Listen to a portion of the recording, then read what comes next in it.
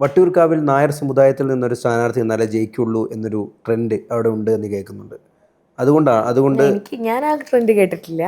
എനിക്ക് ആ ട്രെൻഡിനെ കുറിച്ച് വലിയ അറിവില്ല. കാരണം ഇന്നത്തെ രാഷ്ട്രീയ സാഹചര്യത്തില് അങ്ങനെ സമുദായം നോക്കി വോട്ട് ചെയ്യുന്ന ആളുകൾ ഉണ്ടോ എന്ന് ചോദിച്ചാൽ തീർച്ചയായിട്ടും ഉണ്ട്.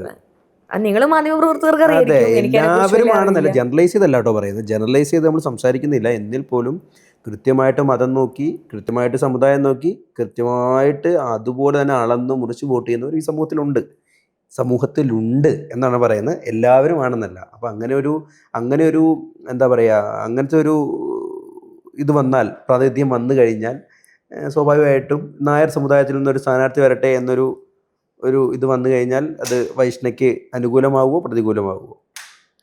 അല്ല, അങ്ങനെ ഒരു സാഹചര്യം വന്നാല് ഇപ്പോൾ ആ സമുദായത്തിൽ ഞാൻ മാത്രമല്ലല്ലോ ഉള്ളത്.